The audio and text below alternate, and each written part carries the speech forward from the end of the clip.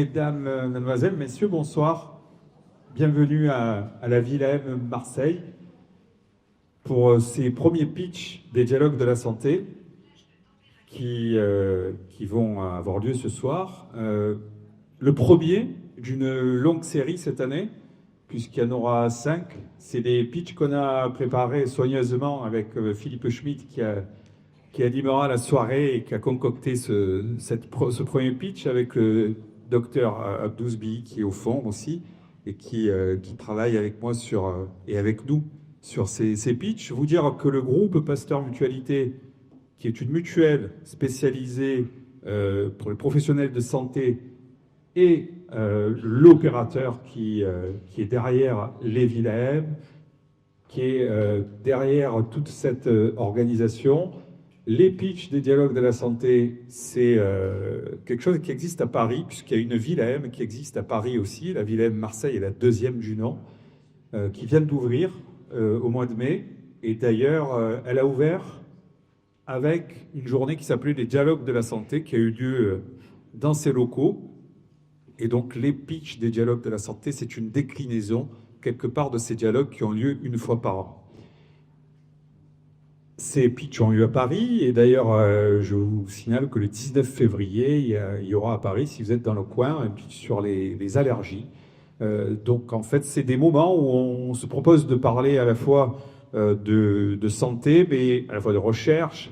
Par exemple, l'Institut Pasteur est associé à Paris, notamment, sur toutes ces soirées. Et puis ce lieu qu'est la Villa M est un lieu au-delà de l'hôtellerie que vous connaissez, que vous voyez. C'est un lieu qui a pour ambition de devenir un écosystème sur la santé en général, sur la prévention, avec des espaces de prévention, des box de prévention qui vont ouvrir, qui ont commencé à ouvrir à l'entrée, avec des soirées thématiques comme celle-là. La prochaine aura lieu le 15 avril, on vous en parlera. Voilà, donc habituez-vous à ce lieu, on va y parler santé, on va consulter, on a des salles de sport, du bien-être, on va vous parler de santé et de bien-être pendant toute l'année. Il va falloir s'y habituer et vous serez toujours les bienvenus. En tout cas, merci d'avoir bravé les embouteillages, le match de l'OM, etc., qui nous faisait un peu peur. On était parti sur un format qui était assez modeste pour ce premier format et vous avez été 150 à répondre à cette première invitation. Alors certains vont continuer à arriver, mais comme on voulait, avec Philippe, respecter le timing, eh bien, je vais passer la parole à Philippe pour décliner cette soirée. Merci à vous tous et à vous toutes. Merci Taskel Chamation. Bonsoir à toutes et à tous. Je suis très heureux d'inaugurer les pitchs et dialogues de la santé à Marseille. Nous avons choisi un thème d'une actualité brûlante et un peu révoltante, il faut quand même dire. C'est la santé cardiovasculaire des femmes. S'il y a un chiffre qui m'interpelle depuis des années en tant que journaliste santé, c'est la flambée, l'importance des maladies cardiovasculaires. Or, écoutez bien, les médecins disent qu'on pourrait éviter 80% de ces maladies. 8 maladies sur 10 pourraient être évitées. On va essayer de comprendre comment tout à l'heure. On se dit que ça vaut donc vraiment le coup d'en parler, de renforcer la prévention. Mais si ce sujet a également retenu l'attention de l'équipe de Villa M, c'est pour une deuxième raison. C'est parce que là, comme en bien d'autres domaines, règne une certaine injustice entre les sexes. Savez-vous, mesdames, que si vous faites un infarctus, vous risquez d'être prise en charge avec 30 minutes de retard sur un homme. Ce n'est pas moi qui l'affirme, mais c'est la très honorable Académie nationale de médecine en 2025. 30 minutes de retard. Pourquoi un tel retard? Eh bien parce que tout d'abord, tout le monde croirait que vous faites un malaise avant de comprendre que vous êtes peut-être en train de mourir. L'infarctus est dans l'esprit collectif avant tout un truc de mec. On va essayer de comprendre pourquoi tout à l'heure. Parce que aussi les secours sont moins sensibilisés, parce qu'en fait nous continuons globalement à croire dur comme fer que les hommes sont plus sujets que les femmes aux maladies cardiovasculaires. Et on va voir dans un instant avec la professeure Gabrielle Sarlon que c'est complètement fou. Le problème, c'est que tout ceci, même les femmes ne le savent pas.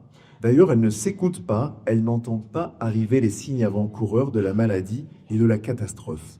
Elles sont sujettes au stress, elles ploient sous la charge mentale du quotidien bien plus que nous les hommes, et elles ignorent les conséquences de cette pression permanente sur leurs artères. Et en plus, Gabrielle Sarlon m'a appris un truc, c'est que les femmes, vous avez des artères qui sont plus petites que les nôtres. Vous voyez l'injustice jusqu'où elle se niche. Donc quand il y a de la pression, ça a du mal à passer. Comme les femmes ignorent l'impact de la ménopause sur leur cœur ou celui du tabac qui est encore plus dévastateur que chez les hommes.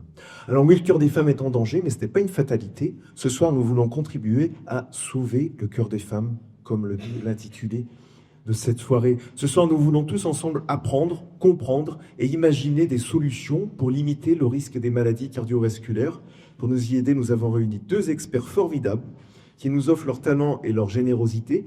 La professeure Gabrielle Sarlon, qui est chef du service de médecine vasculaire et hypertension artérielle à l'hôpital de la Timone, donc à l'assistance publique hôpitaux de Marseille, et le docteur Dominique Marzial, qui est cardiologue à l'hôpital Saint-Joseph de Marseille. Nous allons démarrer avec la professeure Gabrielle Sarlon, qui va nous brosser le tableau des maladies cardiovasculaires chez les femmes durant une vingtaine de minutes, avant que Dominique Marzial évoque la prise en charge et que tous deux nous donnent des conseils directement applicables dès la fin de cette conférence. Évidemment, la plupart de ces conseils vaudront pour nous aussi, les hommes, et vous pourrez bien sûr poser toutes vos questions. Gabrielle Sarlon.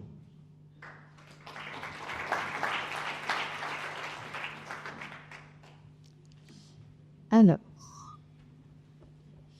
je laisse. Et donc, du coup, je vais prendre la parole avant que les diapositives viennent pour m'aider.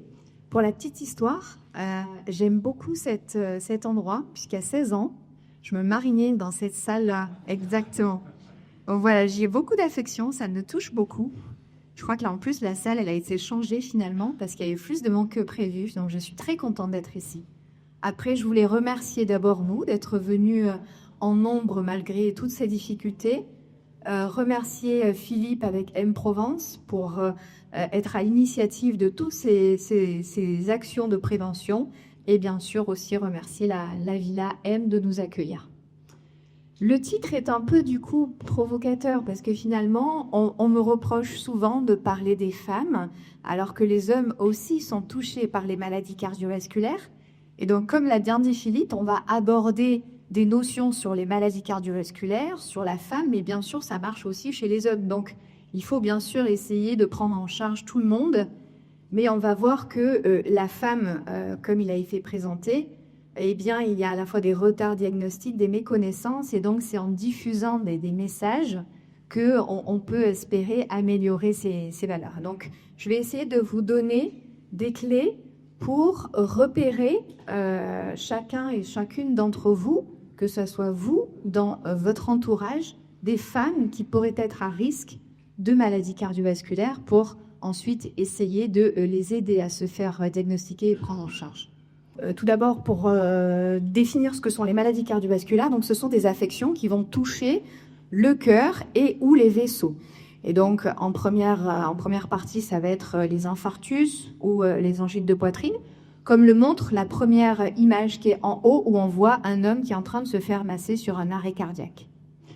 Après, ça peut être, on va parler aussi des accidents vasculaires cérébraux, des accidents ischémiques transitoires, donc ça, c'est des maladies cérébrales cérébrovasculaires, qui touchent le cerveau. Les maladies cardiovasculaires, on entend aussi tout ce qui est aorte, dissection aortique, artérite au niveau des membres inférieurs, les anévrismes. Et on entend aussi, quand on parle de maladies cardiovasculaires, tout ce qui est phlébite et embolie pulmonaire. Vous avez donc des campagnes de prévention qui ont été menées. La première, donc l'arrêt cardiaque et infarctus, chez un homme barbu, on a la pression. La deuxième, chez un homme, donc grisonnant, mais c'est un homme. Et la troisième, chez un homme qui se tient le mollet. Donc on voit déjà, rien que sur ces affiches, qu'il y a une connotation de genre, en fait, qui est affectée à ces maladies cardiovasculaires et contre laquelle il faut lutter. Alors, pour continuer, je voudrais parler de cas cliniques, parce que l'idée, c'était d'échanger avec vous et de vous marquer les esprits sur des situations cliniques du quotidien qu'on rencontre.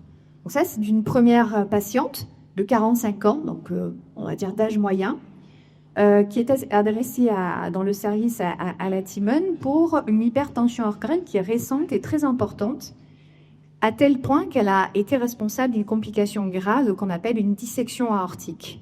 Elle a fait aussi une insuffisance rénale. Cette patiente, elle est en surpoids, elle est sédentaire, elle a eu 4 enfants, et parmi une de ses grossesses, elle a fait de l'hypertension artérielle. Donc elle vient dans le service pour qu'on sache pourquoi elle a cette forte tension qui a provoqué cette dissection. Alors on part sur les bilans complets, les problèmes hormonaux, vasculaires, etc. On cherche beaucoup. Puis finalement, on insiste, on dit mais madame, vous avez pas d'autres traitements que... Non, j'ai pas d'autres traitements. Et puis finalement, qu'est-ce qu'elle avait que les femmes ne prennent pas comme traitement? À 45 ans, elle avait toujours une contraception œstroprogestative. Et on va voir en fait que la pilule, quand elle est mal prescrite ou tardivement prescrite, en fait, peut provoquer de l'hypertension artérielle, des troubles métaboliques et en tout cas participer à la survenue de telles complications. Et donc cette cas clinique, ça illustre à la fois le fait que ça peut toucher des femmes jeunes avec des situations qui vont être graves et qui a probablement eu des difficultés de communication entre la patiente et les médecins qui s'en sont occupés pour en arriver là. Alors en effet, quand on regarde la réalité épidémiologique, excusez-moi, on va voir si ça arrive. Voilà, il y a un petit retard.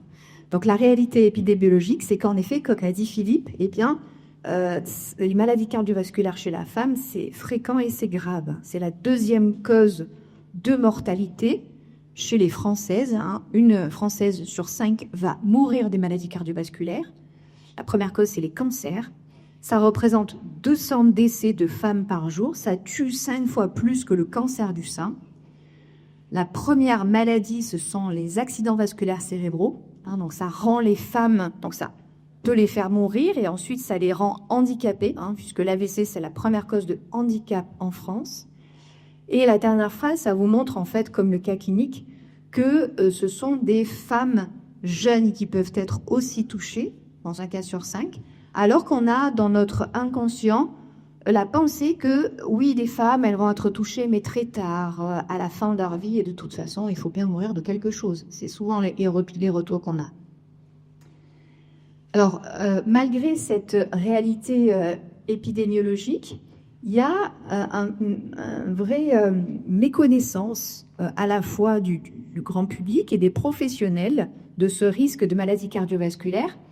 Et pourtant, on a une pionnière, et je lui rends hommage ce soir, une américaine qui s'appelle Bernardine Healy et qui avait déjà montré il y a plus de 30 ans qu'il y avait déjà à l'époque une différence de prise en charge entre les hommes et les femmes sur les maladies cardiovasculaires.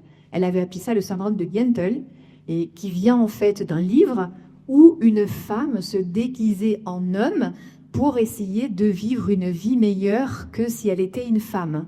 Et donc, elle avait déjà décrit ces difficultés de prise en charge. Et pourtant, il y a toujours cette méconnaissance de ce risque cardiovasculaire féminin.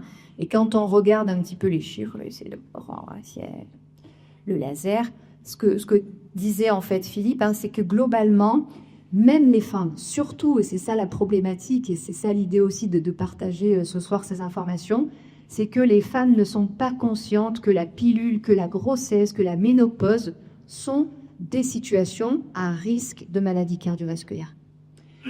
Donc il y a cette réalité, cette décollescence, mais il y a aussi le fait que, en fait, les femmes, depuis plusieurs années maintenant, elles veulent faire comme les hommes quelque part. Donc elles fument, elles ont aussi on va le voir, des situations, des comportements qui sont défavorables à leur santé.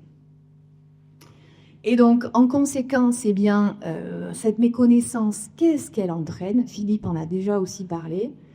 Eh bien, c'est un bond des hospitalisations pour infarctus chez la femme ces dernières années. Donc, il y a malheureusement, en fait, plus d'hospitalisations. Il y a un retard de prise en charge par les urgences. Vous voyez, Philippe vous l'a dit, jusqu'à 30 minutes de plus de prise en charge. Et c'est l'Académie nationale de médecine qui en parle. Martine Gillard, qui est une grande cardiologue de Brest, qui a fait ce rapport. Et en fait, le problème, mais du coup, ça tue plus, ça tue quasiment 2 fois plus quand on fait un infarctus et qu'on est une femme, parce qu'en fait, il y a ce retard de diagnostic.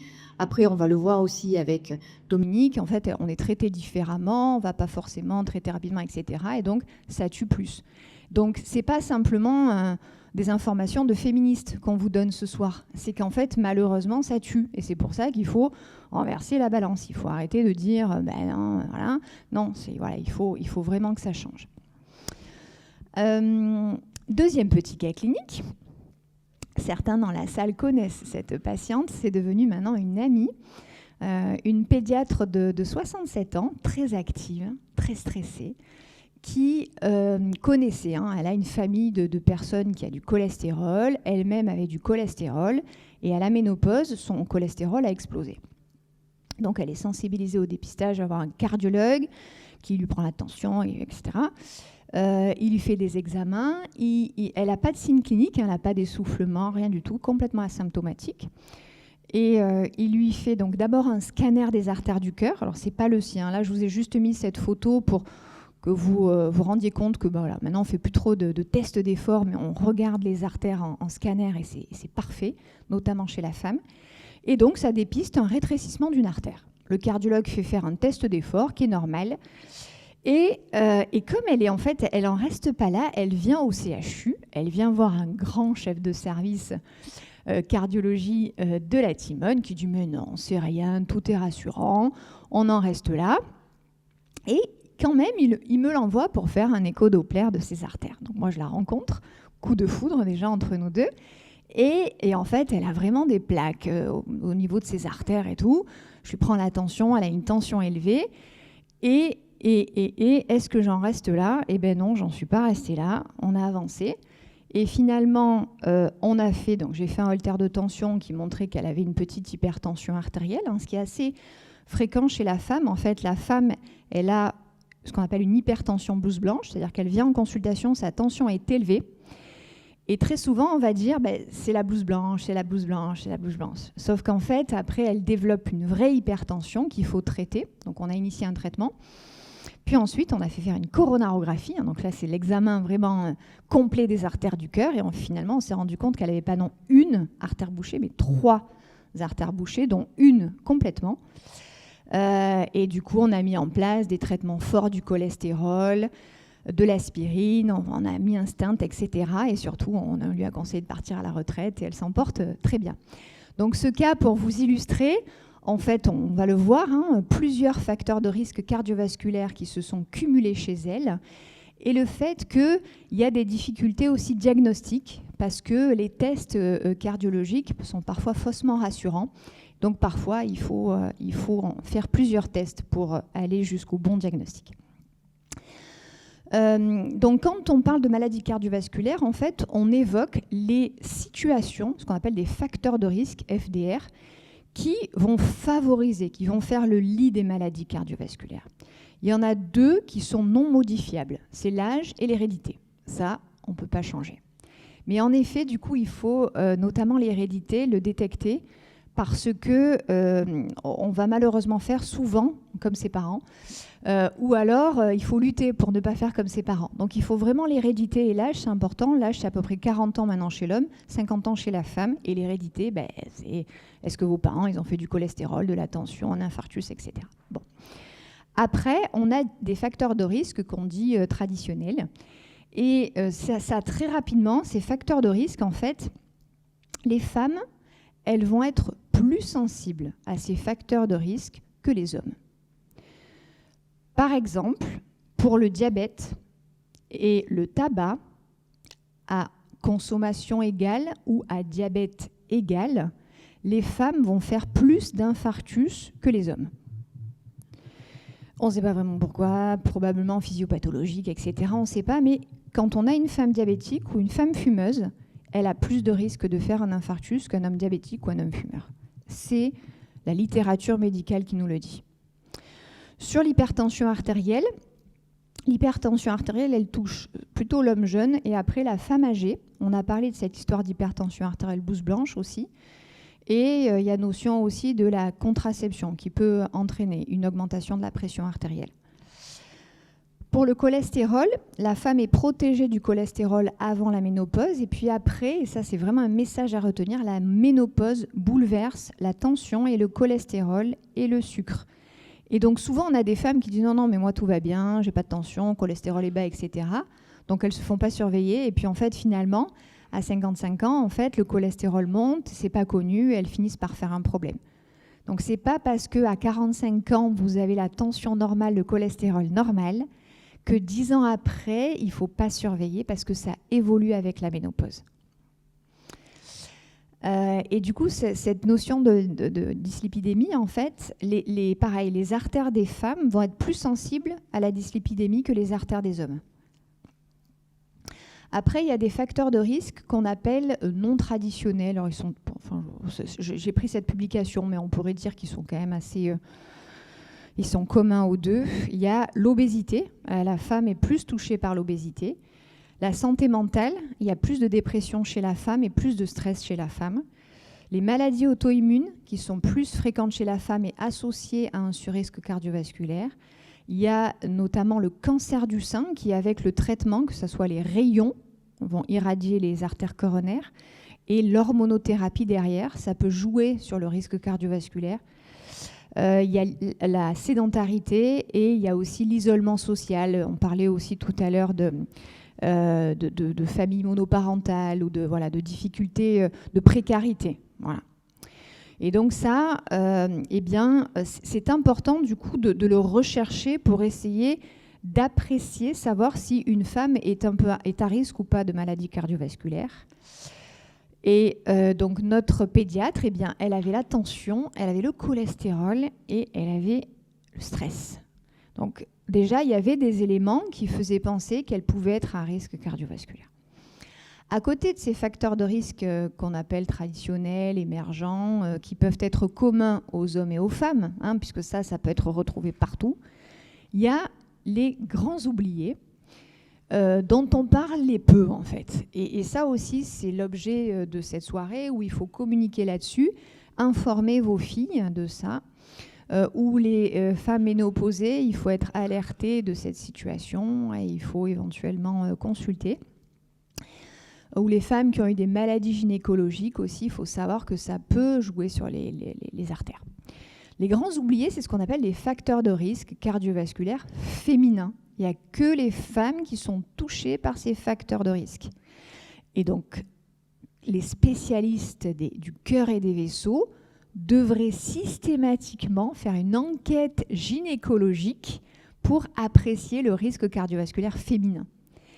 Honnêtement, même moi, il y a 7-8 ans, je ne le faisais pas. Donc il y a vraiment une évolution de nos pratiques médicales grâce à toutes ces campagnes, toutes ces publications où maintenant, dans mon temps médical, je vais poser des questions comme si j'étais gynécologue, c'est-à-dire l'âge de vos premières règles, les maladies gynécologiques, la contraception, les grossesses, la ménopause, etc. Donc quand on regarde, ça commence en fait par l'âge des premières règles. Moins de 12 ans, c'est un facteur de risque cardiovasculaire, donc les ménages précoces. Ensuite, on continue, et il y a les ovaires polykystiques, il y a aussi l'endométriose, qui n'était pas présenté dans cette publication, mais qui est reconnu aussi. Donc l'âge précoce des règles, ovaires polykystiques, endométriose. Ensuite, il y a la pilule œstroprogestative. On a vu qu'en fait, chez certaines femmes, il y a 5% des femmes qui vont faire de l'hypertension artérielle. Si elles font ça, c'est une contre-indication à la poursuite de la pilule. Ça peut aussi jouer sur le métabolisme lipidique, sur le cholestérol, sur le sucre. Et donc, il y a une surveillance biologique qui est obligatoire avant la pilule et pendant la pilule. Et si le cholestérol monte, etc., il faut arrêter la pilule. Donc, il y a vraiment sensibiliser les femmes qui sont sous contraception œstroprogestative à ce que le gynéco prenne l'attention et surveille le cholestérol et le sucre. Il y a aussi un risque, on va le voir à la fin, d'embolie pulmonaire et de phlébite. Donc ça, il va falloir rechercher un petit peu l'hérédité d'embolie pulmonaire, de phlébite. Après, la deuxième phase du coup hormonale, ça sera la période de vie génitale et de grossesse. Puisque la grossesse, c'est une vraie épreuve de stress qui va durer 9 mois. Parce qu'en fait, il va y avoir une augmentation du volume sanguin sur l'utérus, une tachycardie. Et donc, il y a une vraie épreuve de stress. Et la réalité, c'est que on est des femmes actives, on va avoir des enfants tardivement. Et donc, on va faire des grossesses différentes qu'il y a 50 ou 60 ans. Et ce qui est rapporté comme associé à un surrisque cardiovasculaire, c'est les fausses couches répétées, c'est la prééclampsie, l'hypertension gravidique et le diabète gestationnel, c'est la prématurité et les retards de croissance intra-utérins. Ce qui veut dire que quand je vois une femme de 60 ans, je lui demande combien vous avez eu d'enfants, combien de fausses couches, est-ce qu'il y a eu de l'hypertension pendant la grossesse, est-ce qu'il y a eu du diabète gestationnel, est-ce que vous avez eu des prématurés, est-ce que vous avez fait un retard de croissance intra-utérin. Voilà. Et après, la troisième étape hormonale, ça va être l'étape de la ménopause, où là, ça c'est un petit peu plus présent dans l'esprit de tout le monde, c'est qu'à ce moment-là, les hormones naturelles, les œstrogènes, qui sont normalement qui améliorent les artères, le cholestérol, le sucre, etc., ça va s'arrêter. Et donc, on devient comme l'homme. Il y a des situations médicales qui vont entraîner une ménopause précoce, par exemple si on fait une opération des ovaires, etc. Donc ça, il faut rechercher ces situations. Ça augmente le risque cardiovasculaire. Et puis après, il y a la prescription du traitement hormonal de la ménopause. Ce traitement, il a été trop longtemps décrié. On a dit, attention, c'est un tueur, il fait des infarctus, il fait des AVC. C'est faux, parce qu'il faut bien le prescrire. Il faut le prescrire à la bonne personne. Mais surtout, ce qu'il faut retenir, c'est que ce n'est pas un traitement qui va protéger du cœur et des vaisseaux. C'est un traitement qui va améliorer les symptômes de la ménopause, lutter contre l'ostéoporose. Ça, c'est les deux indications. Et s'il y a une indication, eh bien, il faut le prescrire très tôt, dès 50 ans. Et il faut le laisser durer pendant 10-20 ans. Mais surtout, ce qui est important, c'est de le débuter tôt. Le risque cardiovasculaire du traitement de la ménopause existe s'il est débuté tard, au-delà de 60 ans, où il y aura en plus peu d'effets sur les symptômes de la ménopause et sur l'ostéoporose. Donc voilà ces facteurs de risque qui, du coup, va falloir recueillir à l'interrogatoire ou poser des questions dans votre entourage pour savoir s'il y a tout ce cocktail qui peut favoriser une maladie cardiovasculaire. Et donc notre pédiatre, eh bien, elle avait une ménopause sans traitement hormonal de la ménopause. Et ce qui peut-être lui aurait aidé, c'est difficile à savoir. Mais en tout cas, voilà, il y avait cette étape-là. Voilà. Une troisième... Celle-là, je l'aime beaucoup aussi. Donc, pareil, 65 ans, très active, grosse fumeuse, que j'avais rencontrée une première fois parce qu'on me l'avait envoyée parce qu'elle avait l'artère du bras qui était bouchée. Ça avait été découvert parce qu'on avait pris sa tension aux deux bras et on s'était rendu compte que d'un côté, elle était très basse et de l'autre, elle était normale. Donc, je la rencontre. Je lui explique qu'il n'y a pas besoin d'opération parce que voilà, tout le monde lui disait « Mon Dieu, il faut être opéré, etc. » Donc, il n'y avait pas besoin d'opération, je la rassure. Je lui mets un traitement médical avec de l'aspirine, des statines pour baisser son cholestérol. Je lui traite, je la fais arrêter, je lui conseille d'arrêter de fumer, et puis je la perds de vue. Voilà, c'est la vie des médecins. Puis elle vient me revoir des années après en me disant « Ouais, vraiment, je vous ai bien aimé, etc. » Je suis embêtée parce que on me dit que je suis intolérante aux statines. Donc les statines, c'est des médicaments qui font baisser le cholestérol et qui peuvent entraîner des crampes. Et donc, les médecins ont changé les statines, etc. Tout ça. Donc, je rediscute avec elle, je fais le point, je l'examine, etc. Et en fait, ce n'était pas une intolérance aux médicaments. C'est qu'en fait, elle avait bouché une artère de la jambe. Et du coup, les crampes étaient sur l'artère bouchée et non pas sur le traitement. Et finalement, elle a été opérée et maintenant, elle remarche bien et elle amène ses petits-enfants à l'école comme elle le souhaitait. Et puis, elle a arrêté de fumer. Enfin, elle a arrêté de fumer. Donc ce cas clinique, ça permet d'illustrer la difficulté parfois des symptômes des femmes, où les femmes vont avoir des symptômes moins typiques que les hommes. Et aussi, ça illustre des difficultés parfois de prise en charge, on va le voir. Les femmes sont parfois moins tolérantes que les hommes à certains traitements. Et du coup, on va penser que c'est ce problème, alors que finalement, il y a un autre problème. Sur les symptômes... Il est reconnu en fait que les femmes ont des signes plus atypiques et plus trompeurs que les hommes. Par exemple, 90% des hommes vont faire un infarctus avec une douleur dans la poitrine brutale, irradiation dans les mâchoires. Voilà. Chez les femmes, ça sera 50%. à peu près dans la littérature. Le reste, ça sera des nausées, des vomissements, je me sens pas bien, c'est difficile, hein, voilà, je palpite, je suis essoufflée. Ça va être du coup des symptômes plus trompeurs. Et c'est ça qui va faire retarder le diagnostic. Après, on l'a vu avec la pédiatre, il y a des tests qui vont être faussement rassurants. Parce que, on va le voir après, probablement que la physiopathologie de la femme est différente. Et du coup, ça entraîne une prise en charge retardée et sous-optimale. Les tests d'effort cardiaque, simplement retenez qu'ils sont souvent rassurants, probablement parce que, Dominique peut-être nous donnera son avis, parce que moi j'en fais pas des tests cardiaques, mais probablement qu'on a une capacité physique inférieure, on arrive moins à faire le test d'effort, probablement qu'il y a des histoires hormonales, etc. Mais ils sont parfois faussement négatifs, on l'avait vu avec notre pédiatre, d'où l'intérêt, je vais accélérer parce que je sens que je parle trop, c'est intéressant de faire des coroscanners, du coup, voilà, de faire ces scanners des artères du cœur, parce que ça peut permettre d'aider au diagnostic de maladie coronaire chez la femme. Concernant les traitements cardiovasculaires, et j'ai bientôt terminé, ce qu'il faut retenir, c'est que les femmes, dans les études qui ont testé ces traitements, étaient en sous-nombre. À votre avis, combien de femmes étaient représentées dans ces grandes études médicales ? Exactement, 20 à 30%. Hein, donc, toutes les études qui ont testé les statines, les traitements de la tension, etc., c'est 20% de femmes. Et du coup, ces traitements, ils sont inadaptés, insuffisamment prescrits aussi, c'est le retour. En fait, on met moins de traitements vasculaires, cardiovasculaires que chez les hommes. La réadaptation cardiovasculaire après un infarctus ou une artérite est moins prescrite. Il y a plus d'effets secondaires, probablement parce que les doses ne sont pas adaptées, on a un métabolisme différent. Il y a un risque hémorragique augmenté. Et du coup, tout ça, ça va entraîner une mauvaise observance et du coup, un sous-traitement. Et un dernier cas clinique, mais ça c'était pour ne pas oublier la phlébite, et du coup il y a l'orthopédiste qui est dans la salle et qui pourra peut-être nous en parler. Le dernier cas clinique pour vous montrer que la veine aussi est importante, c'est-à-dire phlébite et embolie pulmonaire.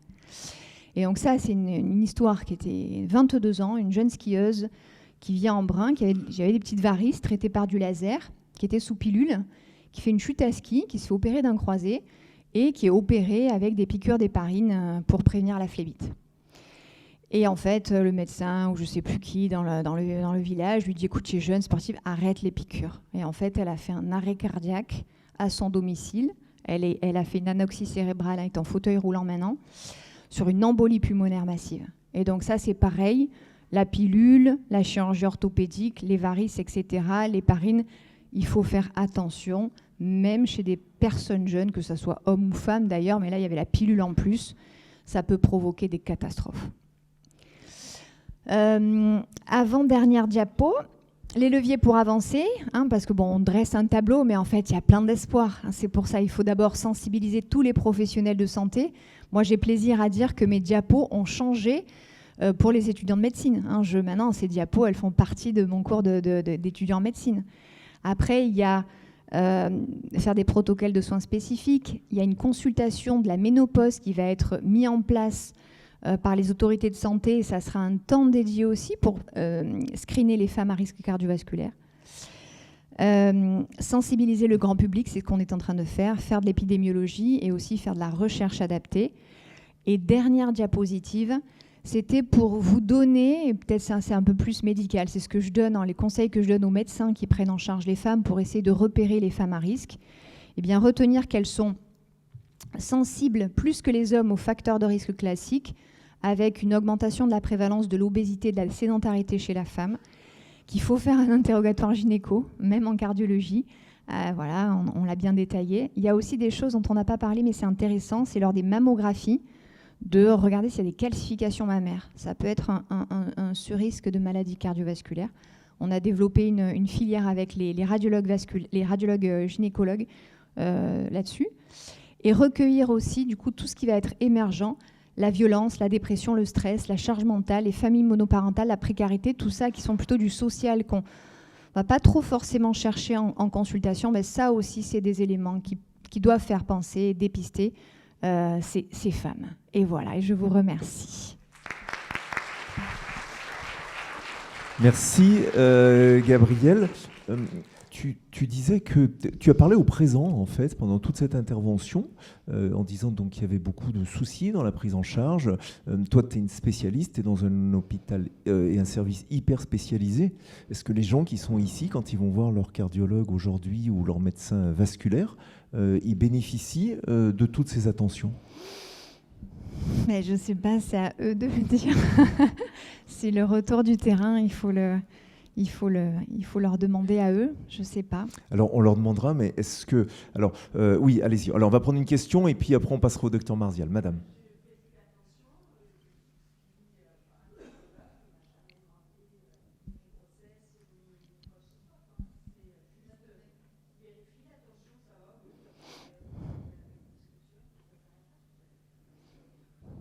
Donc, on a du travail. Voilà. Mais on n'accuse pas nos confrères cardiologues. Hein. C'est vrai que non, ce qui est intéressant, c'est qu'en plus, quand on dit qu'on fait ces campagnes de sensibilisation, notamment les experts cardiovasculaires nous disent « mais ça va, on a compris, on sait tout ça ». Sauf que je crois que non, en fait, il faut insister. Parce que c'est vraiment pas classique de demander tous ces antécédents en consultation cardiovasculaire. Et ça ne prend pas forcément beaucoup de temps. Hein. Alors, on prendra des questions dans un petit moment. On va entendre donc l'intervention du docteur Dominique Marzial, qui est cardiologue à l'hôpital Saint-Joseph de Marseille. On va parler avec Dominique Marzial notamment de la prise en charge. Donc, ça va être très complémentaire de ce que vient de nous dire Gabriel Sarlon. Et puis ensuite, vous pourrez poser toutes les questions que vous voulez.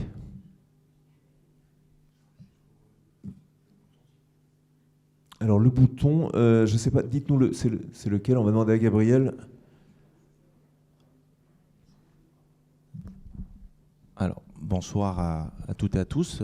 Tout d'abord, je vous remercie d'être présente et je suis extrêmement fier de pouvoir collaborer avec Gabriel qui me faisait remarquer, et je le savais parce que je cherchais une photo, il y a 20 ans de ça, on passait notre thèse ensemble le même jour et on fêtait ça. Et donc, l'idée, c'est que actuellement, les pathologies cardiovasculaires, notamment chez les femmes, c'est quelque chose qui est en train de bouger, puisque en fait, pendant longtemps, en fait, vous étiez les grandes oubliées. Pour juste vous rappeler, dans l'après-midi, en consultation, j'ai classiquement les hommes qui arrivent toujours avec leurs femmes. On va parler de stress mental. C'est la femme qui tient le dossier. Souvent, le mari s'assoit avec son petit bidon. Il fume, il mange bien, il est épicurien. Quand je lui dis de faire un peu attention, il rigole. Et il y a sa femme à côté qui est hyper stressée, qui est là, qui est en train de tout ranger. Quand on dirait qu'en fait, elle passe une interro et qu'elle passe un concours. C'est-à-dire qu'elle me demande qu'est-ce que vous voulez, tout ça. Et bon, ou c'est ça, ou bien l'homme vient seul. Et puis après, en fait, j'ai le retour de bâton, c'est-à-dire qu'il rentre à la maison en disant tout baigne. Et en fait, la femme revient en consultation avec le mari pour à ce moment dire attendez, expliquez-moi parce que là, en fait, il m'a pas tout dit. Donc ça, c'est la première chose. Et la deuxième chose, c'est cet après-midi, en fait, en me disant parce qu'en fait, grâce à ce genre de topo, on est sensibilisé et le but, c'est d'avancer. En fait, 2 patientes qui avaient un taux de LDL cholestérol, qui est vraiment le mauvais cholestérol, à plus de 2 grammes depuis 5-7 ans. Et en fait, qui viennent me voir pour la première fois, alors avec toujours les mêmes choses. Ah oui, mais les statines, j'ai pas envie parce que ça fait mal. À ce moment-là, le médecin veut pas se battre parce que grosso modo, c'est beaucoup plus simple de pas se battre que de devoir dire à quelqu'un qu'il faut prendre un traitement. Comme je dis à mes enfants, souvent je leur dis c'est plus facile de dire que c'est plus difficile de dire non que de dire oui, mais la plus belle déclaration, c'est de savoir dire non. C'est à un moment donné de leur dire non, là, il faut traiter. Et donc, ça fait 5-7 ans qu'elles avaient un taux de LDL à plus de 2 grammes.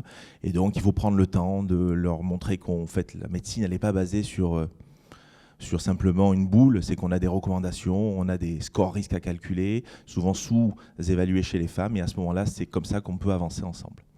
Donc les leviers, c'est pas celle-ci, donc ça veut dire, ça va être celui-là peut-être. On va y arriver. Tac.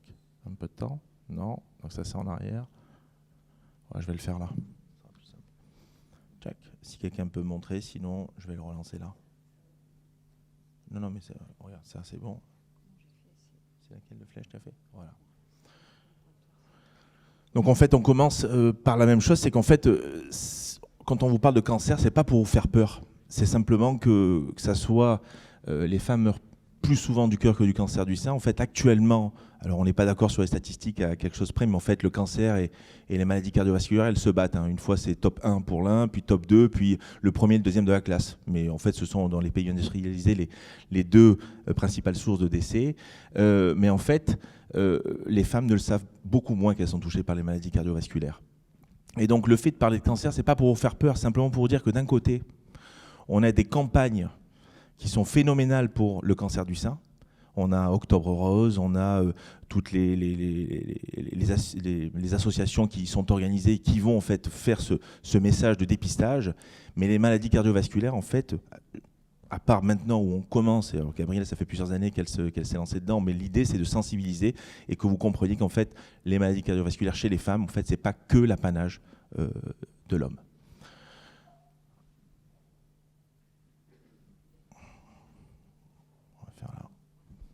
Alors, moi je dis première cause, elle dit deuxième cause. Je pense que 20-25% selon les années, ça va évoluer. Ce qui est sûr, c'est qu'il y a une dynamique. La dynamique, c'est qu'avec la cigarette, actuellement, un décès toutes les 7 minutes pour une maladie cardiovasculaire, et on a une augmentation en fait marquée de l'incidence de l'infarctus chez la femme, jeune, non ménopausée, et on est à plus 5% par an depuis 15 ans. Donc c'est-à-dire qu'à un moment donné, on est sur une courbe qui est exponentielle, et donc elles vont se croiser ou après elles vont s'équilibrer, mais grosso modo, on a un vrai problème de santé publique. On a, comme elle le disait Gabrielle, lorsqu'en fait il y a après un infarctus, lorsqu'il y a un problème cardiaque qui apparaît, on a une surmortalité hospitalière des femmes par rapport aux hommes, et on a, lorsqu'on fait un petit peu, on regarde dans les études, on voit qu'on a vraiment une forte prévalence de la cigarette. Le tabac vraiment est prépondérant, notamment chez les patientes plus jeunes, et à ce moment-là, en fait, on a plus de 75% des femmes qui fument, et il faut savoir que la cigarette, comme elle vous disait, c'est beaucoup plus délétère chez la femme par rapport à l'homme. Donc, le but, c'est de déconstruire un petit peu les vieux dogmes. On dit la protection hormonale, certes, elle est présente, mais elle n'est pas totale, elle n'est pas durable, et elle ne peut pas lutter lorsqu'on va être attaqué par ces autres facteurs de risque, et notamment la cigarette. Et donc, les hormones, notamment le stradiol, elles sont protectrices, mais elles sont insuffisantes face aux facteurs de risque, et notamment la cigarette. Et deuxièmement, à la ménopause, on va avoir une chute de ces hormones, et à ce moment-là, en fait, on a des patientes qui sont beaucoup plus vulnérables par rapport à ça, mais avec toujours ce message qui est que la femme, c'est très tard qu'à avoir des problèmes cardiaques, et c'est surtout les hommes qu'il faut traiter. Donc, grosso modo, la cardiologie jusqu'à présent, à la fin de la synthèse de Gabrielle, qui disait qu'en fait, elle était construite sur des populations masculines. Sauf qu'en fait, on a une sous-représentation des femmes, et on voit qu'en fait, on a, vous les femmes, c'est vachement plus compliqué, et on a cette phase qui est de la puberté, puis après la partie en fait des cycles menstruels, puis après on va voir la grossesse qui était vraiment un moment à part, et puis après on va voir la ménopause. Et donc le risque cardiovasculaire féminin n'est pas linéaire, mais il va être rythmé par des périodes clés. On va voir la contraception œstrogestative, la contraception orale, et avec les risques avec l'association avec le tabac, les thromboses avec cette patiente. La ménopause, où à ce moment-là, on aura une perte de protection hormonale, l'aggravation du profil métabolique, que ce soit le sucre, grosso modo le cholestérol et la tension artérielle, avec une augmentation rapide des risques cardiovasculaires. Et pendant la grossesse, on a en fait ce véritable stress test. Alors quand on dit stress test, nous par exemple, quand on fait faire des épreuves d'effort, on dit à des patients, on va leur faire une échographie de stress à l'effort. Quand on dit stress, vous êtes tous traumatisés. Il y a eu Uderzo qui est mort pendant une épreuve d'effort. En plus, on met stress. L'idée, c'est qu'en fait, sur le plan physiologique, lorsque l'organisme est mis dans un état où il doit s'adapter, c'est un stress. Il est obligé de s'adapter. Et donc, quand on fait un effort, en fait, on va faire pédaler quelqu'un, on va augmenter son débit cardiaque, il va devoir adapter sa fonction cardiaque pour amener de l'oxygène au niveau des muscles. Et donc, en fait, il va avoir une température interne qui va augmenter, il va falloir réguler tout ça. Et donc, en fait, on appelle ça un stress. Eh bien, la grossesse, c'est pas quelque chose qui va provoquer une maladie, mais qui va être révélateur de patientes qui ont une prédisposition à faire des pathologies cardiovasculaires plus tard. Et donc, en fait, c'est juste un révélateur qui va dire, attention, cette personne est plus à risque.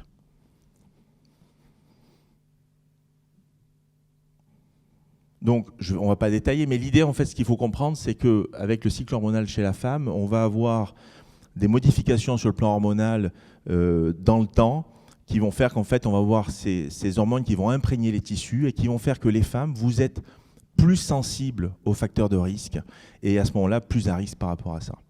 Alors juste, il y avait un petit schéma sur le côté, c'était l'évolution de la testostérone chez l'homme, en fait, juste pour dire qu'en fait, les femmes, c'est vachement plus compliqué, vachement plus passionnant. Nous, les hommes, c'est testostérone au maximum de la naissance jusqu'à 90 ans. Mais c'est pas 90 ans. Mais après, on a le Viagra. Et on est d'accord. Mais il y a le Viagra. Donc, pourquoi toujours ce problème? C'est qu'en fait, les scores de risque sont orientés pour les hommes. Il y a une sous-estimation du risque féminin. Et donc, on a ces facteurs de risque classiques, hein, l'hypertension, le cholestérol, le diabète, la cigarette, l'hérédité, qui vont être tous potentialisés chez la femme par rapport à l'homme.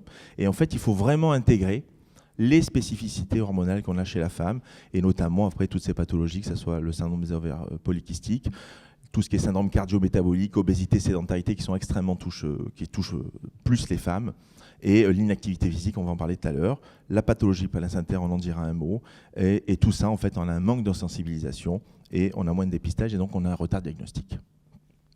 Pour faire simple sur la présentation clinique, et puis après on verra les leviers, alors là aussi on n'est pas d'accord. Grosso modo, tu dis plutôt 50%, selon moi j'avais plutôt 80%. L'idée en fait, c'est pas de se dire que c'est totalement atypique. Il y a quand même dans la majorité des cas une douleur dans la poitrine. Mais il faut être sensible sur le fait que chez les femmes, il y a d'autres expressions sur le plan clinique qui sont liées à la physiopathologie. Et en fait, l'idée c'est qu'en fait, c'est pas une maladie athéromateuse avec notamment dans les syndromes coronariens aigus, c'est-à-dire que lorsqu'il y a une scène clinique qui fait évoqué comme un infarctus, en fait, chez les femmes, plus souvent, de par ses spécificités et avec les hormones, on va avoir des choses qui vont être beaucoup plus subtiles, c'est-à-dire de la dysfonction endothéliale, c'est-à-dire qu'en fait, l'endothélium, c'est la paroi qui recouvre en fait l'intérieur des artères, et en fait, pendant longtemps, on pensait que c'est juste un revêtement. En fait, c'est un véritable organe qui va jouer dans la régulation et qui va interagir avec l'immunité, et on sait que les femmes ont beaucoup plus de pathologies dits immunitaires, qui va jouer avec la coagulation, qui va jouer avec l'inflammation chronique à bas bruit, et tout ça en fait ça va favoriser en fait la dysfonction endothéliale qui est la source à ce moment-là de pathologies cardiovasculaires. Et chez la femme à ce moment-là on peut avoir des atteintes au niveau des toutes petites artères qui à ce moment-là est très difficile à dépister par les examens qu'on a. On peut avoir des atteintes de spasme, c'est-à-dire que les artères en fait se régulent. En fait, une artère en fait elle est juste là pour quoi? Elle est juste là. Elle conduit du sang pour amener de l'oxygène aux différents organes, mais elle va en fait réguler le diamètre de l'artère. Elle a des fibres musculaires qui vont permettre de dériver les débits cardiaques selon les besoins. Et en fait, on peut avoir à un moment donné une artère qui va se spasmer et qui va en fait mimer comme elle est un rétrécissement, alors qu'en fait elle n'est pas pathologique. C'est simplement cette fonction endothéliale qui est atteinte. Et donc tout ça explique un petit peu le fait qu'on a une symptomatologie qui est différente et les spécificités qu'on a. Donc, quand on voit ça, au total, on a des conséquences cliniques qui sont un diagnostic qui est tardif, une sous-prescription des traitements, en fait, parce que souvent, chez les femmes, on considère qu'il y a plus d'effets secondaires, on est un petit peu moins agressif, beaucoup moins ambitieux, alors qu'en fait, il faut les considérer comme des patients. Et à ce moment-là, en fait, il faut être aussi agressif que ce qu'on fait par rapport aux hommes, voire plus. Et donc, en termes de prévention primaire et secondaire, c'est là où il faut passer du temps, notamment sur la cigarette, en fait.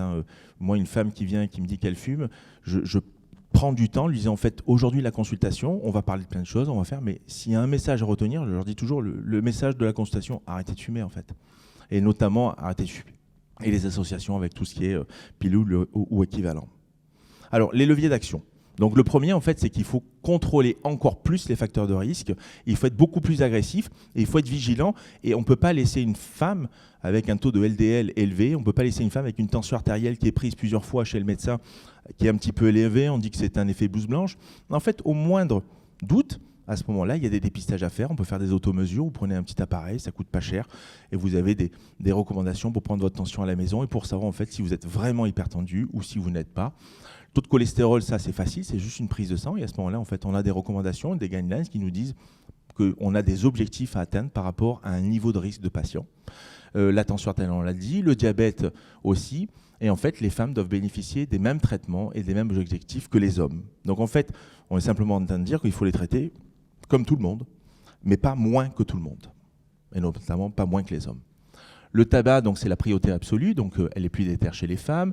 On a cette interaction hormonale qui fait qu'en fait, au niveau de la fonction endothéliale, il y a une sensibilité qui fait que vous êtes plus à risque. Et le sevrage, en fait, c'est vraiment le levier principal. La grossesse, en fait, c'est un signal d'alerte. Vous avez un voyant orange qui s'allume, et donc à ce moment-là, il faut être vigilant. Et donc nous, ce qu'on dit classiquement sur Saint-Jean, quand je les vois en consultation, en fait, c'est qu'on est bien d'accord qu'on ne va pas déclencher une maladie, on va juste révéler une patiente qui est plus à risque, qui génétiquement, sur le plan, a quelque chose, un petit truc en plus, qui fait qu'elle est plus à risque plus tard.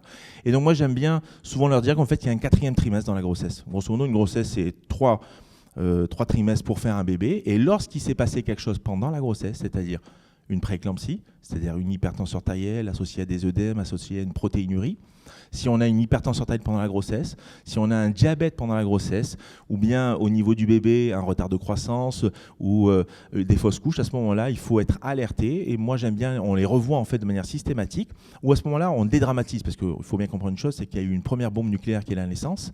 On a un truc qui arrive à la maison qui chamboule tout le couple.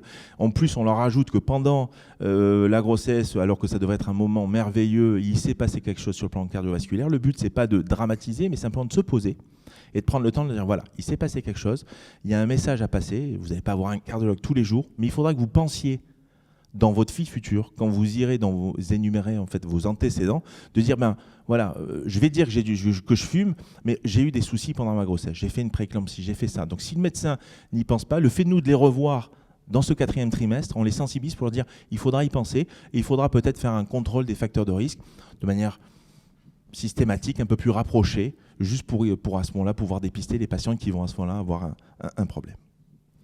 Alors le sport santé, grosso modo, le sport, les recommandations, c'est 150 minutes. Alors en fait, c'est un peu plus subtil, parce que déjà 150 minutes, il y en a beaucoup qui souffrent quand on leur dit. Donc c'est 30 minutes sur 5 jours. Et en fait, il y a un classe 1 qui veut dire vraiment que c'est un très haut niveau de preuve pour dire que faire de l'activité physique régulièrement, c'est protecteur. Et en fait, il y a un 2e onglet qui dit, mais en fait, si vous faites 300, c'est mieux. Donc après, vous le prenez comme vous voulez. Hein. Donc moi, j'ai lu les deux, donc je leur dis 300. Grosso modo, on va faire simple, si vous faites 40 minutes par jour, alors c'est très simple, hein, comment ça peut se faire? Ça peut se faire tout simplement quand vous allez au boulot, si sur le retour vous êtes en métro, au lieu de prendre le métro jusqu'à la voiture, vous arrêtez 1 ou 2 lignes avant et puis vous faites le reste en marche active. Alors après, ce qui est important aussi à savoir, c'est que c'est de la marche active. De temps en temps, il y a des patients qui me disent « Ah ouais, moi je sors le chien tous les soirs. » Alors j'ai un chien depuis peu. En fait, c'est pas de l'activité physique. Hein. Il s'arrête toutes les 2 secondes, hein. Il est en train de sniffer à droite à gauche. Donc en fait, il faut être un petit peu essoufflé. En fait, il faut arriver à ce qu'on appelle le seuil ventilatoire, c'est être un peu essoufflé, transpirer un peu. Le but, c'est pas de faire le Marseille-Cassis, c'est pas de monter dans les tours, c'est vraiment activité physique, intensité modérée, marche active. Quand vous marchez, vous arrivez difficilement à parler, c'est-à-dire que vous êtes obligé de chercher les mots et la respiration. Et donc à ce moment-là, c'est 150 minimum, 300 minutes. Et en fait, vous avez un médicament qui est efficace, qui est gratuit, qui n'a que des effets secondaires qui sont positifs. Bon, après, il y a l'arthrose, les tendinites et tout ça, mais si c'est bien prescrit, ça peut le faire, c'est ce qu'on appelle l'activité physique adaptée. Et donc, en fait, c'est un médicament polyvalent, gratuit, sans effets secondaires, posologie adaptée qui aide à réduire les risques d'être atteint et de mourir de maladies chroniques. On a un gros souci, c'est que ce n'est pas prescrit. Ce n'est pas sur une ordonnance. Alors, comme les patients vous adorent, si ce n'est pas sur ordonnance, je ne fais pas. Alors, on a l'ordonnance, le sport santé sur ordonnance, mais c'est compliqué parce que c'est pas remboursé. Comme c'est pas remboursé, c'est que c'est vraiment un médicament. Le problème, c'est que concrètement, il y a cette superbe étude, moi je l'adore parce que je la ressors chaque fois, c'est chez les chauffeurs et les contrôleurs londoniens. C'est une des premières études qui montrait l'apport de l'activité physique. Et grosso modo, en fait, on testait, on regardait, en fait, on compte les morts. Nous, en médecine, on aime bien compter les morts, comme ça on voit un petit peu quand c'est grave, quand c'est pas grave. Eh ben, les chauffeurs, en fait, ils font 2 fois plus d'infarctus que les contrôleurs, qui eux montent régulièrement les étages des bus londoniens.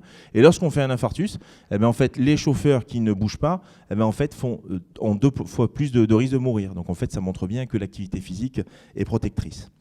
Et donc si on en revient très rapidement pour essayer de vous motiver, c'est que quelle que soit la pathologie, que ce soit le cœur, le poumon, des pathologies comme la mucoviscidose, on est sur des pathologies qui sont génétiques, qui sont quand même extrêmement graves. Les cancers, en fait, il faut comprendre que maintenant, il n'y a que des protocoles en fait, où on introduit de l'activité physique adaptée pendant la chimiothérapie, ça diminue les risques de récidive, ça améliore la réponse à la chimiothérapie.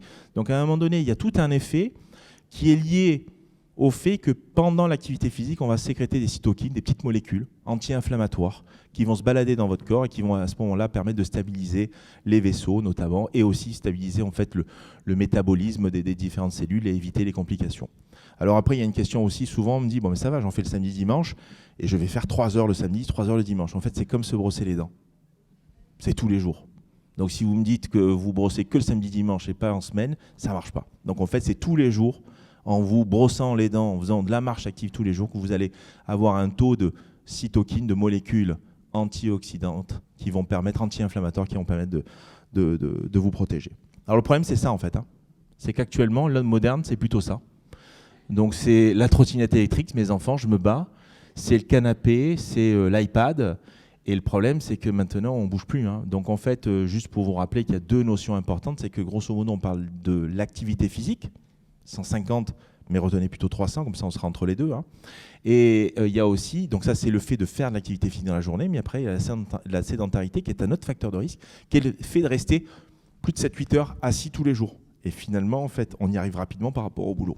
Et donc c'est là l'intérêt en fait de se lever, de prendre les escaliers, de ne pas prendre l'ascenseur, de pouvoir en fait dans la vie de tous les jours bouger, parce qu'en fait la vie c'est le mouvement. Comme je dis à mes patients, je suis un peu pessimiste, je leur dis en fait on a toute l'amour pour plus bouger.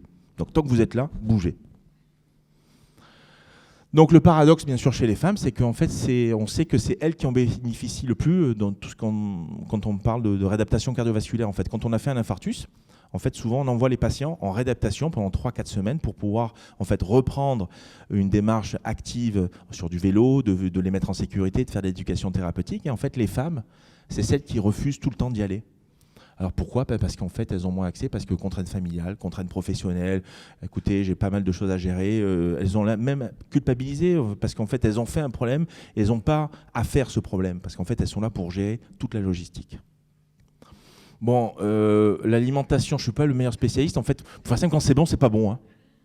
Donc après, vous les connaissez toutes. Grosso modo, c'est fruits et légumes, légumineuses, des lentilles, de la viande, pas trop de viande rouge, plutôt de la viande blanche, du poisson.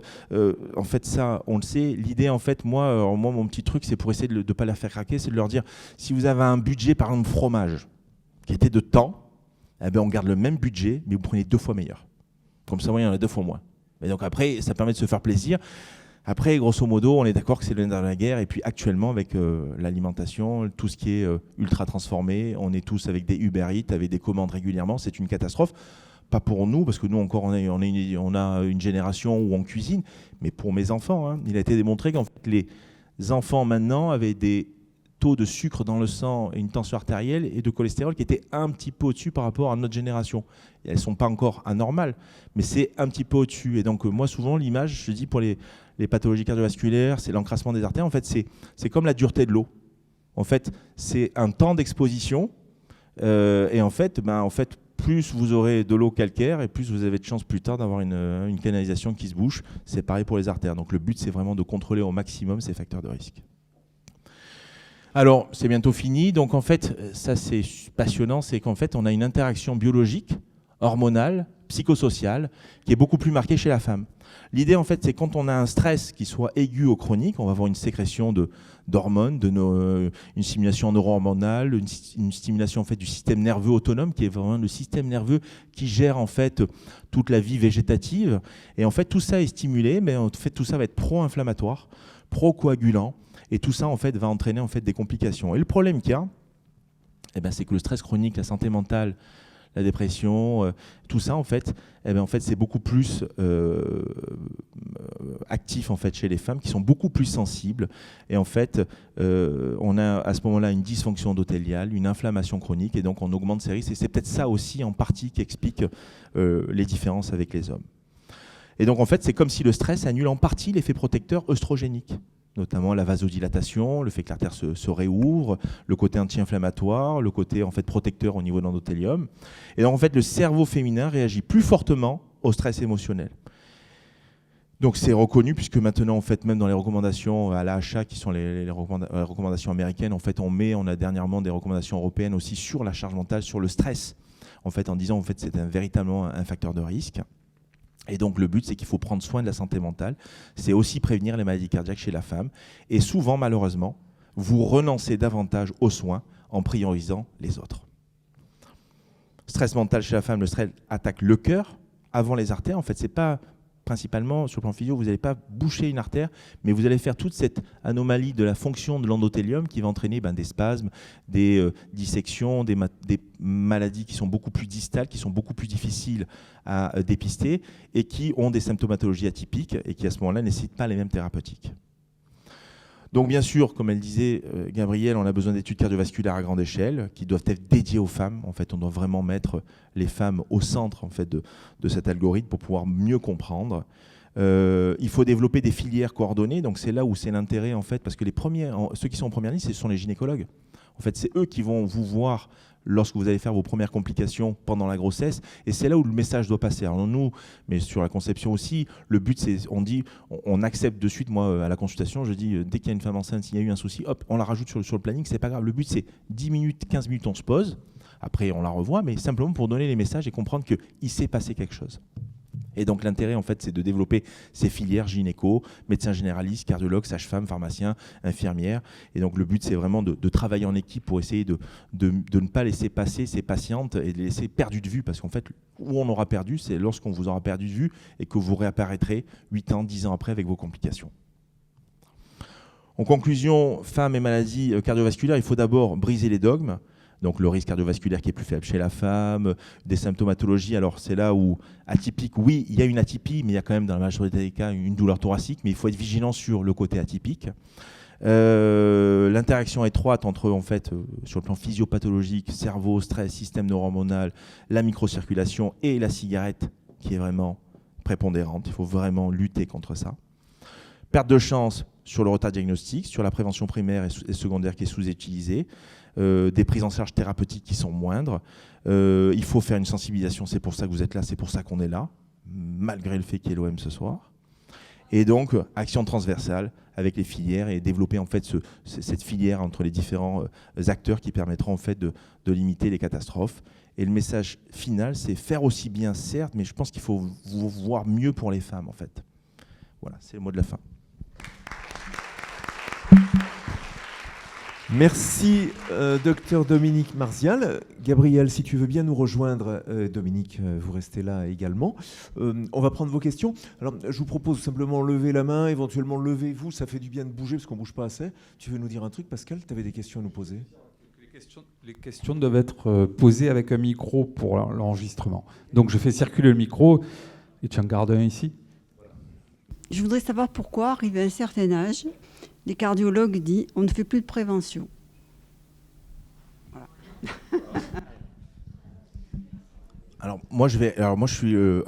Concrètement, quand j'ai commencé mes études, on disait 60 ans, on acceptait 16 de tension, 70 ans, 17, et en fait, toutes les études montrent qu'en fait, il faut traiter tout le monde à tout âge. Alors après, on va être très clair. 95 ans, la petite mamie, elle a bien vécu. Elle est à la fin, je vais l'embêter, ça dépend le niveau encore de traitement qu'on va mettre, mais grosso modo, pour ma part, mais je pense que pour Gabriel pareil, on traite, j'arrête pas la prévention. En fait, tout dépend aussi de la patiente, comment elle est, si elle est belle et qu'elle est... En fait, le but, c'est... Non, mais vous êtes autonome, vous pouvez aller voir vos enfants, vos petits-enfants, vous êtes heureuse de la vie. Non, je traite pareil, pour ma part. Gabriel ? Il faut changer cette façon de faire, en effet.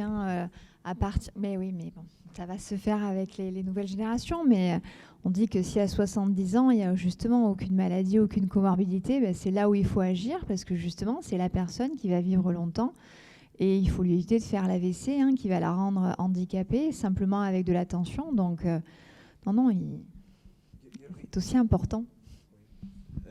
Gabriel, on a vu tout à l'heure qu'il était important, donc Dominique Marzial l'a rappelé, de faire par exemple de l'activité physique et sportive. On a des gens qui arrivent à un certain âge, 70, 75, 80 ans, pour qui n'en ont jamais fait. Est-ce qu'il est jamais trop tard finalement pour se mettre, pour prendre des bonnes habitudes ? Non, je crois que vraiment c'est un message qui est clé, que tu l'as vraiment bien dit, la brosse à dents, c'est très bien comme message. C'est comme un médicament, il faut le faire tous les jours, parce que c'est tous les jours en le faisant que ça va devenir bon pour les artères et le cœur. Et après, c'est pas du sport, c'est Déjà de marcher 30 minutes un peu rapidement tous les jours, c'est déjà ça. Après, il ne faut pas s'abîmer les articulations, c'est vrai, parce qu'avec l'âge, si on les force trop, après on les motive trop, il va y avoir des problèmes articulaires, et puis ça va faire travailler les orthopédistes, mais ce n'est pas le but. Mais bon, voilà, c'est l'activité physique, et même tardivement, ça fait du bien au sommeil, ça fait du bien au foie, ça fait du bien au cerveau, c'est vraiment très, très important. Oui, pardon, moi c'était aussi à propos de la tension. Lorsqu'on a une tension qui est très variable, je veux dire, bon, souvent mettons 12 ou 13, et puis des fois, sans raison apparente du moins, 17, 18, ça dure un moment, puis ça redescend. Est-ce que c'est... Alors, c'est classique, c'est pareil pour tout le monde. Il y a la tension artérielle maladie qui va être une moyenne de la tension de repos. Celle-là, il faut qu'elle soit faite dans des conditions particulières, vraiment au repos, avec une automesure, ce qu'on appelle la règle des 3, donc faire plusieurs mesures pour vraiment avoir la tension de repos. Et c'est cette tension-là qui va être associée à un risque de maladie cardiovasculaire. Et c'est celle-là, si elle est élevée en moyenne au repos, qu'il faut faire baisser. Après, il y a la vie, les émotions, qui vont faire varier cette tension. Ça va faire des pics.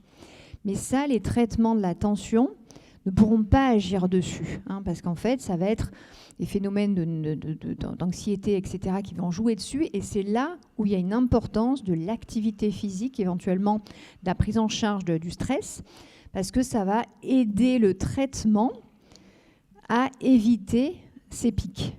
Donc c'est vous avez parfois l'impression qu'on ne prend pas en considération ces pics. Si on les prend en considération, mais le traitement de la tension artérielle ne pourra pas vraiment agir dessus.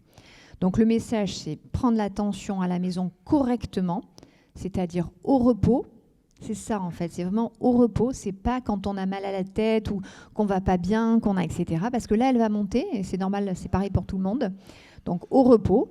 Et ensuite, si vraiment on est très sensible et qu'on fait des pics comme ça, eh bien, il faut aller marcher. Il faut bouger. Merci. Hop, pardon. Bonjour. Il faudrait aller voir le cardiologue tous les combien? Moi, j'ai été une fois, il m'a collé un médicament, et ça fait des années que je vais chez le généraliste qui me le refait. Pas de nouvelles, bonnes nouvelles, dit madame. Alors, il faut aller voir tous les combien. L'idée, en fait, c'est que je pense qu'il faut déjà aller le voir une fois, ok. Donc après, on fait un état des lieux. Et après, je ne suis pas certain obligatoirement qu'il faille le voir tous les ans obligatoirement.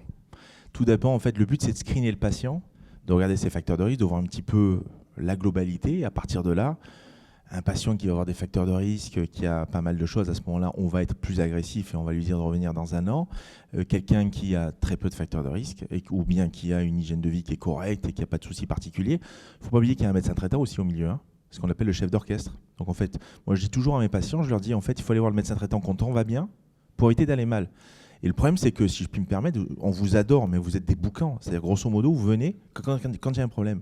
Le cas de la tension, c'est quoi? Le classique, c'est j'ai la grippe, je suis pas bien, je vais voir mon médecin qui m'a rajouté en consultation, puisque si vous avez la grippe, sachez une chose, c'est qu'il y a à peu près un tiers de Marseille qui a la grippe. Donc en fait, il vous rajoute à la consulte. Il vous en 2 secondes, il vous prend l'attention, parce que si vous ne prend pas l'attention, vous allez dire que c'est un mauvais médecin. Sauf que ce n'est pas le meilleur moment pour prendre l'attention. Au moment où vous avez la grippe, vous allez avoir un stress qui est dû à l'infection, à l'inflammation, qui fait que vous allez avoir 16 de tension. Et à ce moment-là, le classique, c'est comme hystérie collective. Oh putain, j'ai la tension, hop, on va voir le cardiologue. Et nous, quand on vous voit, vous n'avez plus la grippe. Vous êtes vachement mieux, détendu, et à ce moment-là, on prend les chiffres, on vérifie, s'il faut, on fait des automesures pour voir, mais souvent, en fait, c'est aller voir votre médecin traitant qui est censé, moi je dis toujours, allez le voir quand vous allez bien, vous allez à la consulte, vous dites non, aujourd'hui je vais bien. Alors déjà, vous allez le détendre, et après, vous dites, on fait de la prévention aujourd'hui. Et donc à ce moment-là, c'est quelque chose que nous, on n'a pas comme philosophie, on est toujours sur, il y a un symptôme, on veut mettre un traitement, et vous, votre réflexe, c'est de se dire, je ne vais pas voir le médecin, parce que si je vais le voir, il va me trouver un truc. En fait, il faut y aller quand ça va bien. Donc, mais le médecin généraliste, c'est le chef d'orchestre pour moi. Et à partir de là, selon votre risque, eh ben, vous viendrez plus souvent nous voir. Après, moi, je dis toujours, le but, c'est ni de vous tuer, ni de vous guérir. Si vous regardez dans un état de maladie chronique, comme ça, ou de temps en temps. Oui. Alors, on va prendre une question, mais j'ai un petit truc complémentaire. Vous avez une montre connectée, je crois. Est-ce que ça, c'est utile pour surveiller ces facteurs de risque de maladie cardiovasculaire? Alors c'est génial, sauf que trop d'informations tue l'information. Donc moi, là, je me suis fait, alors j'ai 48, hein, donc j'ai la poche 50, donc à 50 ans, je commence à me préparer psychologiquement, le toucher rectal, la coloscopie, le caca dans le petit sac, tout ça, donc voilà, ok. Et donc, étant cardiologue, c'est vrai qu'il y a une arythmie qui est rigolote, qu'on aime bien, nous, c'est la fibrillation auriculaire, qui est une arythmie qui est extrêmement fréquente. Alors à 50 ans, logiquement, on ne la fait pas, mais bon, je me suis fait plaisir. Cet après-midi, j'ai un petit papy qui vient me voir, adorable. Je le connais depuis 10 ans. Il vient avec une super montre connectée, exactement la même, avec son téléphone iPhone dernière génération. Et il me dit, la montre, elle m'a dit qu'il y avait de l'arythmie. Alors, il se trouve qu'il n'avait rien paramétré. Donc, je regarde son truc. Et donc, en fait, ce que je lui dis, c'est il avait 75 ans. À 75 ans, il a une probabilité qui n'est pas négligeable de faire de l'arythmie, qui est une arythmie extrêmement fréquente avec l'âge, qui est vraiment l'apanage des pays industrialisés où, en fait, on vit vieux. Hein. Apple, ils sont pas bêtes. Hein. Ils ont développé une montre pour détecter une arythmie dans les pays industrialisés où les gens vivent vieux et où ils ont de l'argent pour l'acheter, où ils stressent par rapport à la mort. Si on veut vraiment sauver le monde, il faut dépister le paludisme, hein, ou trouver un traitement pour le paludisme qui tue beaucoup plus. Bon, tout ça pour dire qu'il n'avait rien paramétré. Je lui ai paramétré sa montre pour qu'en fait, et je le revois dans un mois, je lui dis tous les matins, vous allez me faire un électro. Et vous allez à ce moment-là, je le revois dans un mois avec un électro tous les jours. Il était tout fier. Maintenant, il sait faire marcher sa montre. Et je lui ai mis la détection d'arythmie où dans la montre va, en fait, si à un moment donné, elle trouve qu'il y a un rythme qui est irrégulier, elle va à ce moment-là mettre un petit message d'alerte en disant vous devriez faire un électro, il y a peut-être de la fibrillation auriculaire. Donc oui, c'est bien. Après, on ne vit pas avec ça. Parce que si c'était ça la vie, en fait, le corps est très bien fait, on serait né avec une montre connectée. Comme on n'est pas né avec un brassard. Quand vous venez avec 250 mesures par jour, vous n'avez rien d'autre à faire. Grosso modo, c'est la règle de 3. On fait auto-mesure sur 3 jours, 3 mesures le matin bien reposées, 3 mesures le soir sur 3 jours. Et ça, amenez-le à votre médecin traitant. Quand vous allez voir que vous allez bien, vous amenez vos chiffres de moyenne. Et en fait, on n'évalue pas un élève sur une note. Moi, je leur dis, on évalue un élève sur une moyenne, sur un trimestre, sur une année. Et c'est ça qu'il faut comprendre. Donc oui, les objets connectés, c'est bien. Après, trop d'infos tue l'info. Il faut juste savoir. Hein, et c'est hyper anxiogène. Et comme vous êtes vachement stressé, à ce moment-là, c'est cata. Oui. Est-ce qu'une ménopause précoce, 35-42 ans, a des conséquences? Oui, ça fait partie des situations qui augmentent le risque cardiovasculaire. Donc ça fait partie des éléments qu'on va rechercher pour justement savoir si est-ce qu'on va faire un test diagnostic d'effort ou voilà, si on va prescrire des examens qui vont détecter des maladies cardiovasculaires.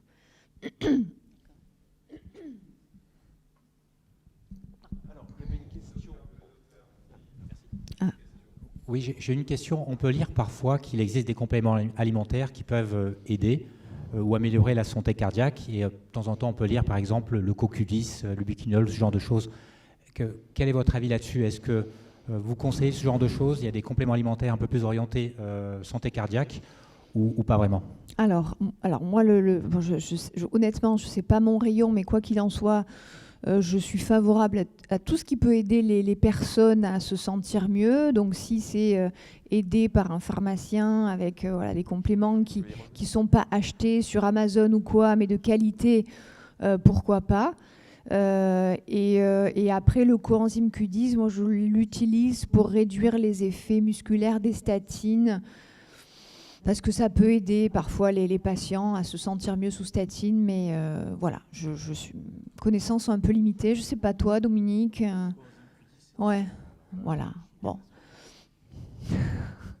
Donc ça peut être une petite astuce pour mieux faire accepter les statines. Je sais pas si le niveau de preuve est très important, mais moi, voilà, donc j'ai mon collègue qui est très... Mais moi, je l'utilise simplement pour dire oui, ça va vous aider, et l'effet placebo fait que ça marche. Pour revenir sur les statines, puisqu'en fait c'est le traitement du cholestérol, et souvent en fait quand vous venez nous voir, vous avez tous lu le bouquin de nos pères d'il y a 10-15 ans. Il faut juste savoir que pour les statines, moi je prends le temps de leur dire qu'ils ont été condamnés quand même au pénal et sur le plan ordinal localement, puisqu'en fait les informations qui étaient données étaient totalement erronées. Donc après, c'est facile pour les statines, c'est facile de dire. Le message, c'est que dans la majorité des cas, s'il y a une bonne relation avec son médecin, moi je leur dis on est une team. Mais à un moment donné, je peux faire un SAV comme Darty, mais que si vous venez me voir. Donc nous, on vous prescrit un médicament, on va vous prescrire un traitement pour le cholestérol à un instant T parce qu'on pense qu'il le faut. Il peut y avoir des effets secondaires, mais dans la majorité des cas quand même, on revient sur, grosso modo, il y a beaucoup d'effets placebo et il y a beaucoup, dans la majorité des cas, en modifiant les statines et en prenant le temps de vous écouter et d'arriver à trouver la bonne dose, on arrive quand même à se débrouiller. Donc pour les statines, je pense qu'avec le temps et l'écoute, on arrive souvent à faire un gagnant-gagnant. Bonjour, merci pour votre magnifique conférence. Ayant mis 4000 enfants au monde, je me suis rendu compte que la gynécologie, on était les médecins généralistes en fait. C'est ce que me disait mon père à l'époque. Et donc on a tendance à ne pas renvoyer, enfin du moins il faut savoir renvoyer chez le généraliste. Ça c'est déjà la première chose. Quand on est obstétricien, gynécologue, on doit renvoyer. Maintenant, vous parlez beaucoup des gynécologues, mais je crois qu'il va falloir aussi former les sages-femmes parce qu'elles prennent notre place et que donc elles n'ont aucune formation à ce niveau-là. Et je pense que dans votre filière, peut-être ça serait très intéressant d'y rajouter les sages-femmes. La preuve, c'est que dans une mutuelle où j'étais, on était avec une très bonne gynécologue. Elle vient d'être remplacée par une sage-femme. Donc, je pense que c'est un message juste codé. Quant aux compléments alimentaires, je vais vous raconter une histoire. On nous a présenté un soir à plusieurs gynécologues par un laboratoire que nous connaissions depuis 20 ans, un complément alimentaire qui s'appelait Libicare. C'était un très bon laboratoire puisqu'ils font Palomacare pour le HPV, on l'utilise énormément. Une de nous dit, mais là, il y a du Trobulus. Donc les compléments alimentaires, il faut être très prudent parce que le Trobulus, c'est quelque chose qui est emboligène. Et j'en ai payé les frais puisque j'avais les petites boîtes, que je fais une fracture à Saint-Barth, 15 jours, je reste là-bas, je reviens. J'ai une chambre à Bouchard, je pratique dans mon bureau de Bouchard et je vais dans ma chambre parce que je ne pouvais pas être gardée chez moi, mes filles étaient à l'étranger. Qu'est-ce que j'avais sur mon bureau? Libicare. On plaisante avec des sages-femmes, avec des infirmières sur un week-end coquin qu'allait faire une d'elles. Je lui dis, mais il faut prendre Libicare, il paraît que c'est formidable. Alors, on rigole, je vais chercher la boîte. L'odeur, c'était celle du safran, la pilule était dorée. Je me sentais quand même très fatiguée, puisque j'exerçais la fracture. Bref, 3 jours après, je faisais une phlébite. Donc, les compléments alimentaires, je crois qu'il faut être très, très prudent, parce qu'il faut savoir que quand ils viennent notamment de l'étranger, même vendus par des très bonnes filières, et là, c'était un excellent laboratoire, une visiteuse médicale que nous connaissions tous depuis 20 ans. Je me suis permise dans les congrès, et d'ailleurs il n'existe plus, ils l'ont sorti. Mais enfin, quand même, pendant 1 an après mon histoire, ils ont quand même continué à vouloir le commercialiser. Donc je pense que les compléments alimentaires, c'est quelque chose de... Ça ne passe pas par des barrières de l'AMM, et donc il faut être très prudent. C'est le gong. Le gong ne va pas tarder à retentir. On va encore prendre 1 ou 2 questions si vous voulez bien, si vous en avez. Voilà. Ou alors vous êtes repu, madame. Alors, Pascal, il faut que tu piques un sprint. Je fais mon activité physique adaptée. Je suis gynécologue, donc typiquement en ce moment on dépiste de plus en plus le SOPK, notamment chez les jeunes femmes. Qu'est-ce qu'on propose ensuite comme suivi? Alors, on fait le suivi, le dépistage de l'hypertension artérielle, mais après dans leur suivi cardiologique, dès qu'elles commencent à avoir de l'hypertension, est-ce qu'on peut vous les adresser assez rapidement? Et après, en plus se rajoute le facteur de la ménopause. Avec quel bilan vous voulez les recevoir et dans quel délai est-ce qu'il faudrait vous les adresser? Donc, en fait, je crois qu'il faut intégrer cette situation un petit peu comme les grossesses avec les hypertensions gravidiques, le diabète gestationnel.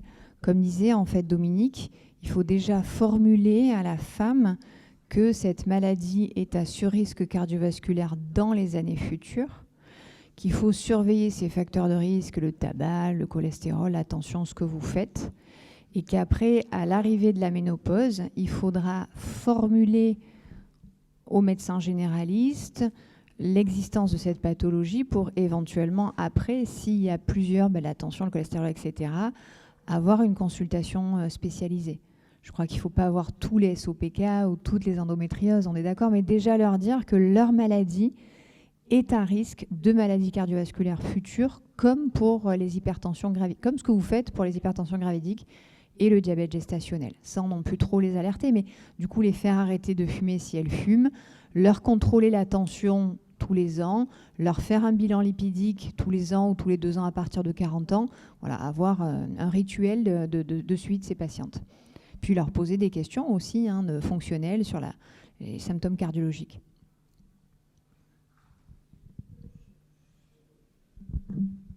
Une dernière question. Gabriel, une femme qui arrive à la ménopause, qui est à la ménopause, il faut qu'elle fasse un bilan cardiologique? Alors, systématique, je ne pense pas. Je pense qu'il faut qu'elle ait une mesure de la pression artérielle, un bilan biologique, lipidique et glycémique, qu'elle soit screenée sur tous les facteurs de risque sur la checklist dont je viens de parler. Et s'il y a plusieurs facteurs de risque qui s'accumulent, il faut à ce moment-là l'adresser à un spécialiste. Je pense que c'est vraiment ça l'étape. Voilà. Oui, d'abord, je vous remercie pour cette belle prestation et ces nouvelles importantes.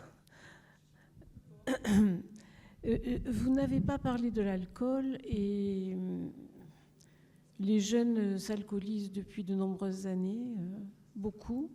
Est-ce qu'il y a un impact important sur l'organisme? La notion que j'ai, c'est que les femmes, en tout cas, consomment moins d'alcool que les hommes. Mais alors, on a fait une action de dépistage à Marseille qui s'appelle le bus du cœur des femmes. On a vu 1000 Marseillaises qui étaient issues des quartiers précaires. Et dans cet interrogatoire, il y avait la recherche de toxiques, tabac, cannabis, drogue, alcool, violence. Et en fait, en tout cas, ces femmes-là de quartiers précaires, il n'y a pas de drogue, c'est la violence en fait qui est présente. Voilà. Alors après, l'alcool, ça peut faire monter la pression artérielle, ça entraîne des maladies cardiaques, mais c'est pas censé entraîner de l'athérome et des maladies coronaires. Voilà.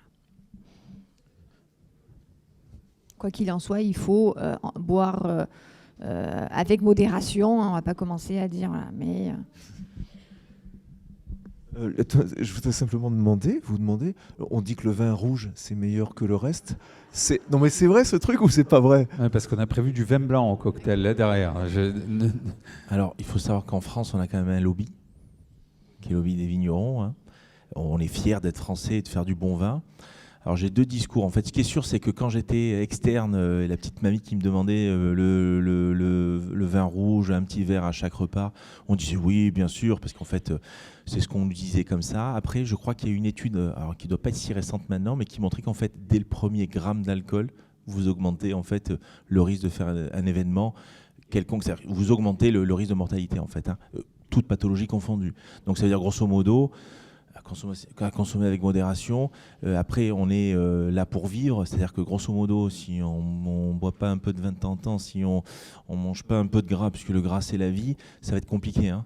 Donc c'est simplement que, je vous ai dit, hein, je crois que j'ai résumé, quand c'est bon, c'est pas bon. Hein. Donc après, avec modération, quoi. Alors, en complément alimentaire, vous allez voir que je vais filer la métaphore et faire la bonne transition. Gabriel, je vais te reposer la question, je te la pose à chaque fois, mais on va la reposer. Le café, le chocolat, c'est bon pour le cœur, les artères? Donc, voilà, c'est le bon combo, hein. 2 à 3 cafés par jour. C'est protecteur cardiovasculaire et le chocolat aussi, ça permet d'être relaxant avec modération, mais c'est le bon combo. Voilà. On peut les applaudir.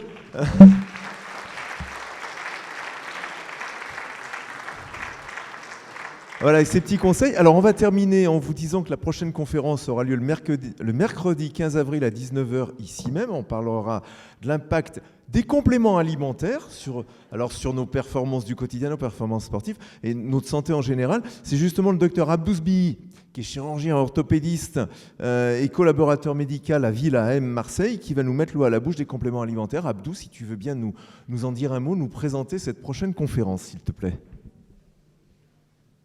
Merci beaucoup Philippe. J'ai tenté une expérience tout à l'heure. En fait, ma question a été orientée.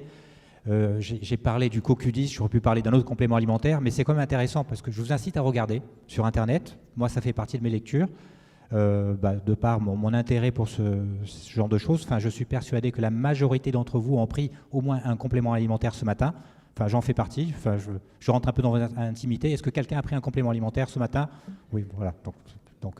Alors c'est bien, mais ce qui serait intéressant quand même, c'est de faire un petit peu le point là-dessus. Et le CoQ10, vous verrez, en fait, une lecture sur Internet, ça va vous paraître magique. On va vous vendre ça comme quelque chose d'extraordinaire pour la santé cardiaque. Et là, on a deux éminents praticiens plutôt connus et reconnus qui ont été plutôt réservés. Et c'est en ça qu'effectivement, ça serait intéressant de faire le point sur tout ce qu'on avale régulièrement, tous les matins. Donc avec cette mode du collagène, plus la glucosamine, plus, aucune critique. L'idée justement, c'est d'avoir une critique positive ou négative, mais de faire un petit peu le point sur ces compléments alimentaires généraux ou avec une orientation sportive. Donc venez nombreux le 15 avril. Merci, docteur Abdous Bihi. Écoutez, il nous reste à vous souhaiter une bonne soirée. On va partager le verre de l'amitié à côté et puis grignoter un petit quelque chose. On est très heureux de vous avoir accueillis pour cette première conférence. Et puis, vous pourrez retrouver à partir de demain après-midi un compte-rendu de cette conférence sur le site M-Provence. Voilà, vous avez des petits flyers d'ailleurs à la sortie. Il y a une conférence la semaine prochaine sur les troubles de l'audition et la surdité. C'est le mercredi 11 février à 18h, c'est au Pharo, c'est gratuit et c'est avec les médecins de la PHM et de Clerval. Voilà, c'est sur M-Provence. Donc pour vous rappeler du site, vous prenez le petit flyer, vous saurez où retrouver le compte-rendu de cette conférence demain. Merci à tous, merci Pascal Chamassian, bonne soirée à tous.